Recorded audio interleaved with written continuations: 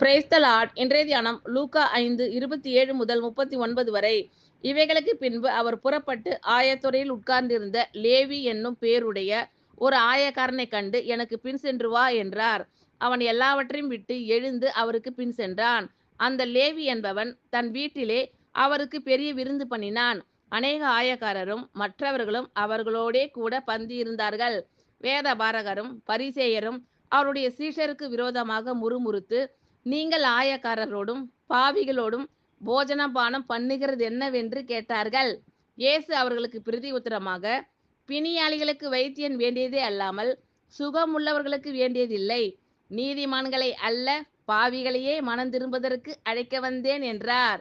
பின்பு அவர்கள் அவரை நோக்கி, யோவானுடைய சீஷர் அநேக தரம் உபவாசித்து ஜபம் பண்ணி கொண்டு வருகிறார்கள், பரிசேயருடைய சீஷரும் அப்படியே செய்கிறார்கள், உம்முடைய சீஷர் போஜனம் பானம் பண்ணுகிறார்களே, அது எப்படி என்று கேட்டார்கள்.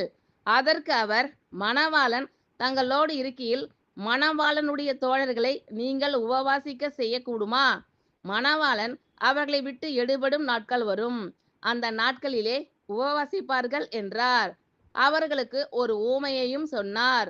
ஒருவனும் புதிய வஸ்திரத்துண்டை பழைய வஸ்திரத்தின் மேல் போட்டு இணைக்க மாட்டான்.